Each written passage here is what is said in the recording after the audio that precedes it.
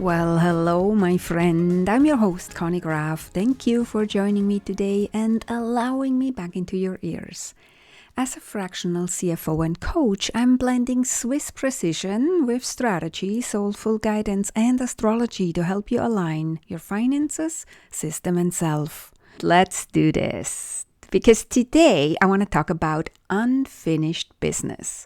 If you've listened to last week's episode, number 293, you know I'm in the process of revisiting my vision, my why, my mission, and my processes in my business. Why?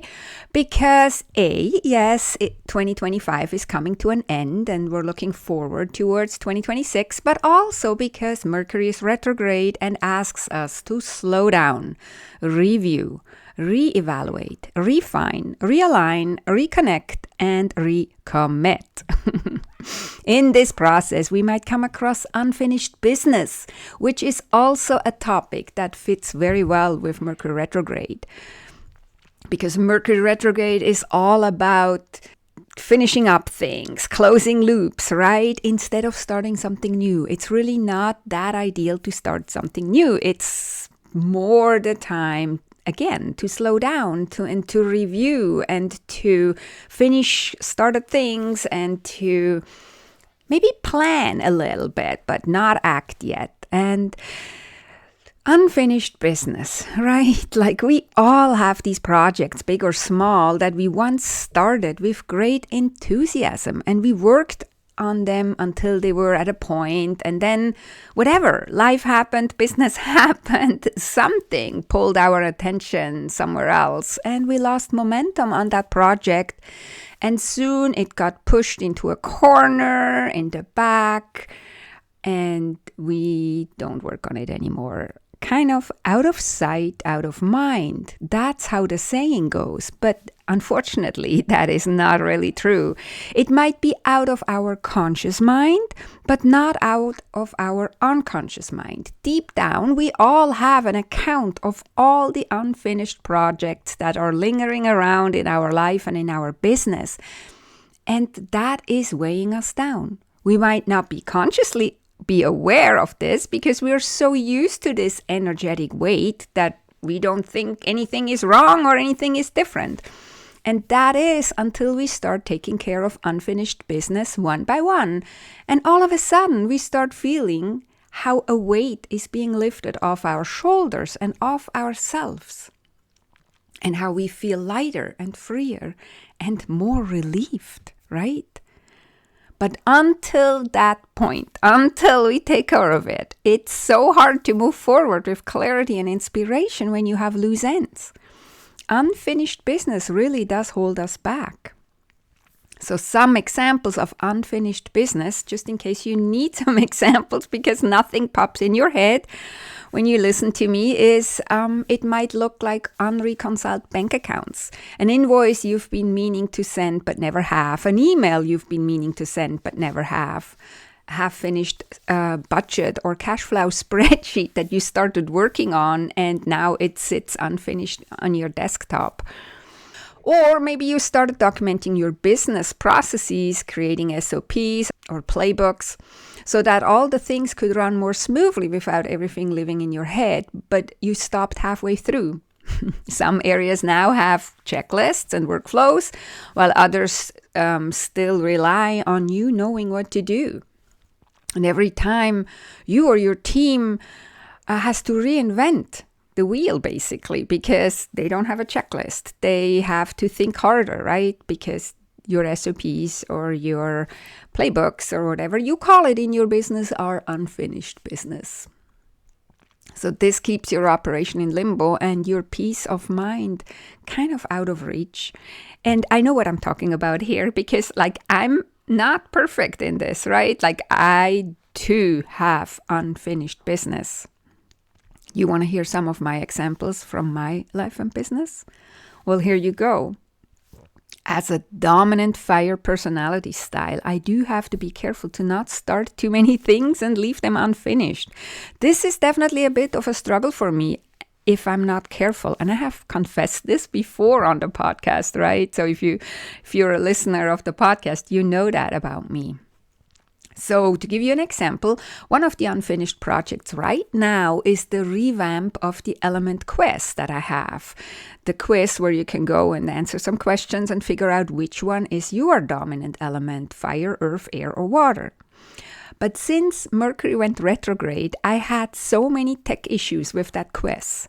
I really got so frustrated with it, especially because the tech support of that quiz supplier platform hasn't been helpful at all. On the contrary, they treated me like I'm an idiot. But that's a topic for a different day, right? But so yeah, I revamped the element quiz and I'm in the middle of it, but I can't continue on because the tech issues drive me cuckoo. Another unfinished project is the Lighthouse workshop that I've been planning to help you create a budget for 2026. And here it's really not tech frustration that stalled me, but more client work, lots of client work lately, and not prioritizing it correctly. Because really, if there is ever a time when you want to think about a budget, then it's now, before the end of the old year and before the new year starts, right? And people have such a pushback to budgets, but budgets are very, very helpful. That's why I call them lighthouses. They help us navigate through the cliffs of business and life. So anyways, those are the two biggest unfinished business that I have right now. You probably have some popping into your head, right?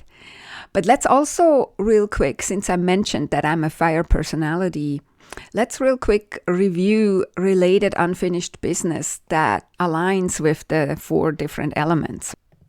So again, unfinished business tends to show up for us fire types because we love starting things. We're very enthusiastic starting things, but we can lose interest or have a hard time finishing things when the excitement has faded, or like in my case, we get frustrated with something and something doesn't move as fast as we think it should. For air types, unfinished business often lives in the mind. It never even gets out into the world. It's half-written content, unimplemented ideas, or endless plans waiting to be acted on, but they're still living rent-free in your head, in your mind. That's the air type often, right? Earth types, on the other hand, are generally better at not having unfinished business. But if they do, it's because they are stuck in over-perfection, or projects are postponed because they're waiting for the right system, the right time, or the right structure. Or what often also happens, what I notice with my clients, is they're waiting for the day they have enough time to do it all perfectly. And that day is never coming. Trust me, there is never a day you have enough time to do everything you want. I don't think so anyways. And finally, water types, they may hold on to emotional and relational unfinished business. For example, that could be conversations that are not had, right? Like, you need to have a clearing conversation with somebody and you're not doing it. You're procrastinating. You're leaving it unfinished. Collaborations that may have ended awkwardly and you're not closing the loop. You're not finishing it for yourself and for everybody. Or also creative projects tied to deep feelings that they haven't been willing to revisit yet. So that's unfinished business for them. And again, this is just typical unfinished business for these types, right? We're all a mix of all 4 types. So you may recognize yourself in each one of the 4. But a lot of people, or I would even dare to say most people, have one dominant element. And so you may recognize yourself in one of the 4 more than in the other 3. So now, no matter whether or how your unfinished business shows up in your life and your business, it's really everywhere the same energetic drag. No matter what, right? It's just like a different way or a different form, but it is all this energetic drag, this heaviness that sticks to unfinished business. And to make you feel a little bit better, you are not alone. We are all not alone. Most of us feel haunted by things that we haven't finished. In fact, Jon Acuff even wrote an entire book about it called Finished. In that book, he wrote something very interesting. People remember uncompleted goals better than completed ones. Your inability to let something go that feels that something unfinished is nagging at you isn't just a feeling, it's a scratch in the record, a pothole in the road, a never forgotten reminder of a loop you did not close. That's what happens to all of us when we make goals and then have them interrupted by life.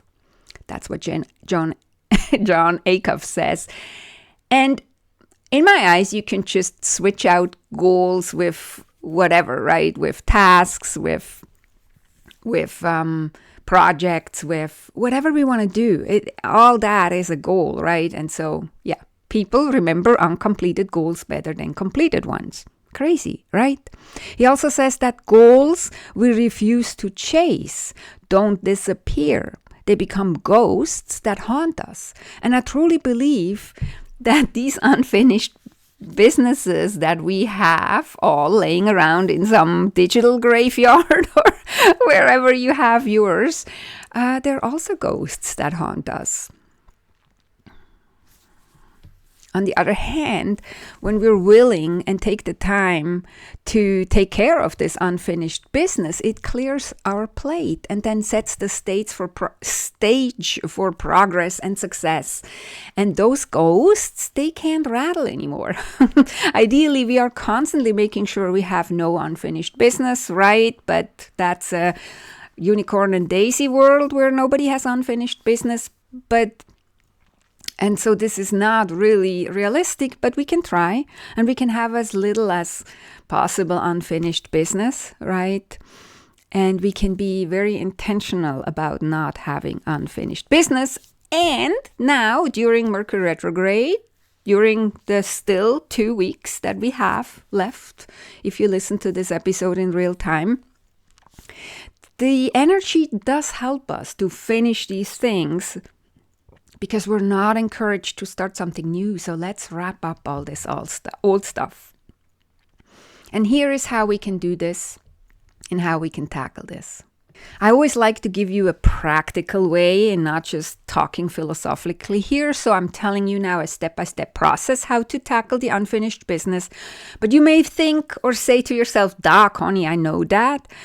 But I want to say it anyways, in case you don't know or in case you need a reminder. Okay? So step one is first you want to clear out your mind. You get a piece of paper, or you take your phone app or your journal or wherever you make your notes, right? And you list all the unfinished projects that come to your mind, big or small. Just list them all. I'm sure you find some without even thinking very hard. You can even leave that list laying, as my astrology coach always says, leave it laying on the kitchen table. And every time you walk by, you see it. And then you may have more ideas. Oh, yeah, that is also an unfinished one. That is also an unfinished one. Don't go overboard, but just list whatever, empty your crop, right? And list everything you find. Okay, then step 2.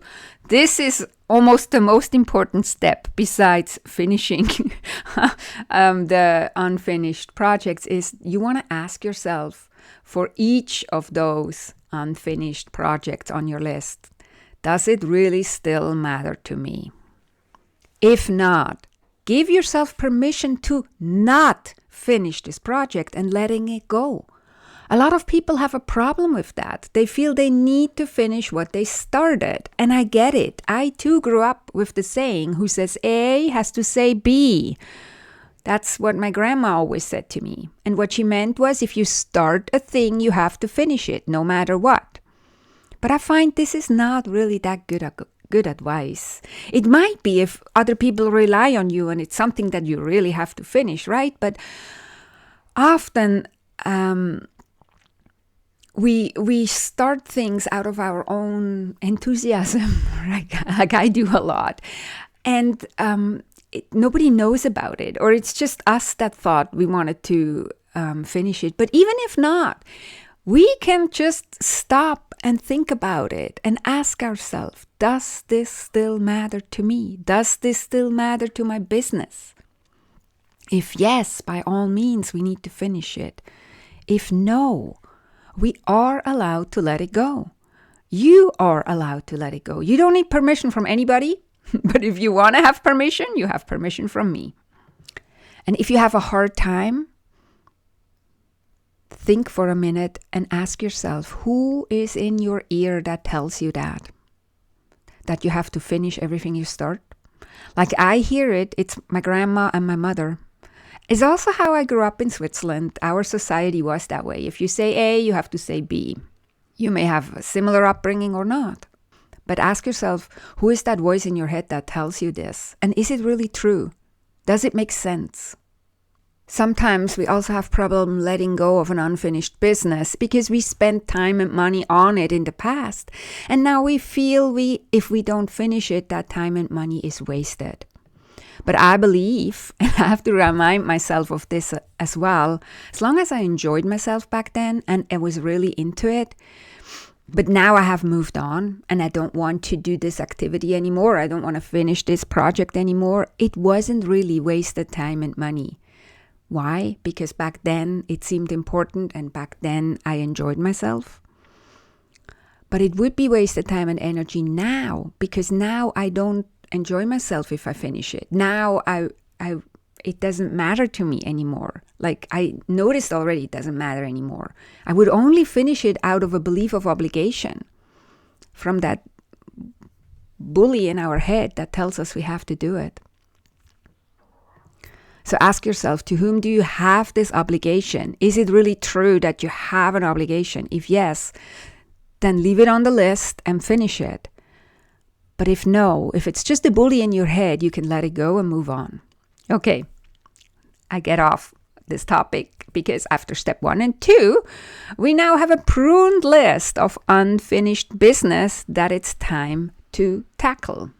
So step 3 is we go through the list and put an estimate of time next to each task or project that we need to finish. We estimate how long it would take to finish. How much time and energy do you estimate it will take? Now, don't get hung up on this, especially Earth people or Earth types. They will hang up on it and want to be perfect with their estimate. You don't need to be perfect. Just guesstimate something. Put your best guess down on paper. Then step 4, based on this updated list with the time frame next to it, there is maybe one that is really a low-hanging fruit, meaning it doesn't take a lot of time and you know you can easily handle it.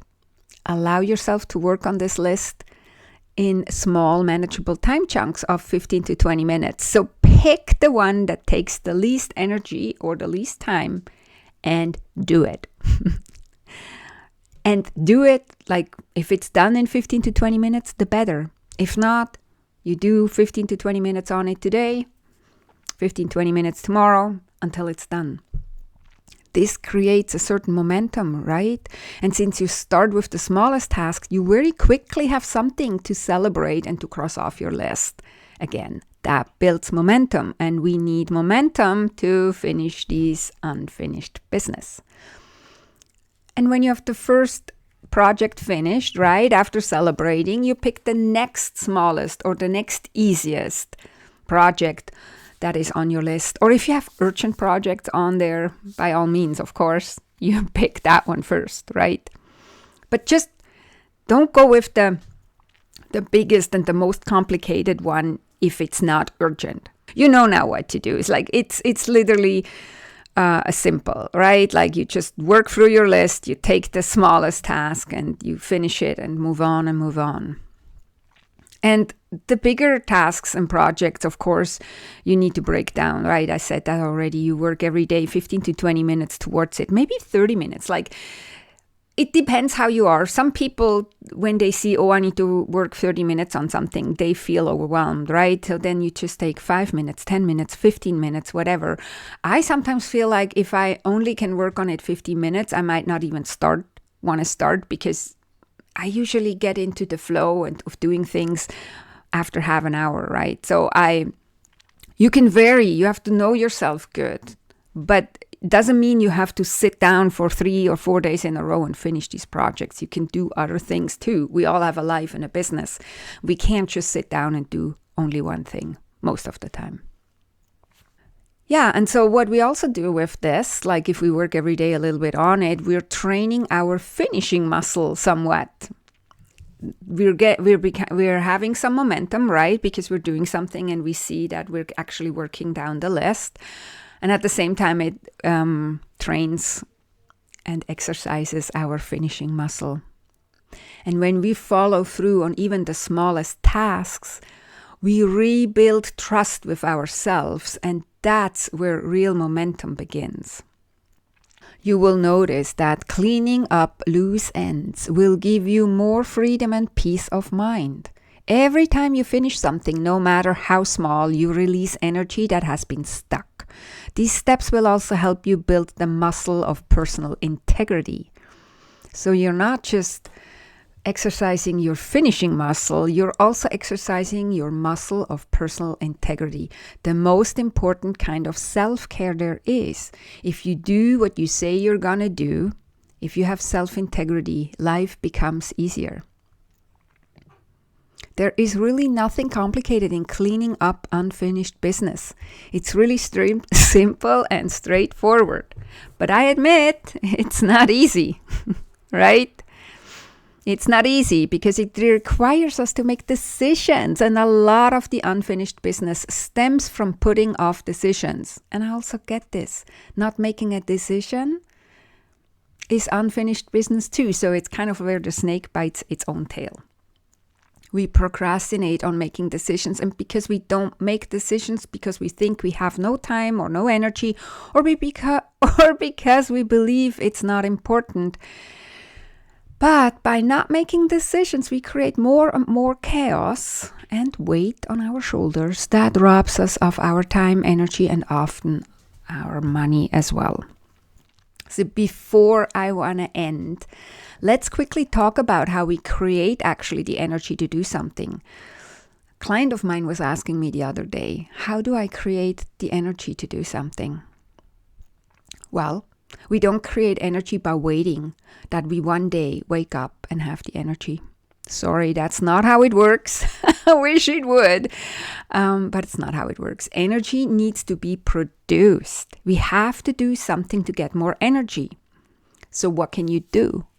Well, you can start by doing something just for a few minutes a day. This is where my saying comes from. A few minutes a day keeps the chaos away.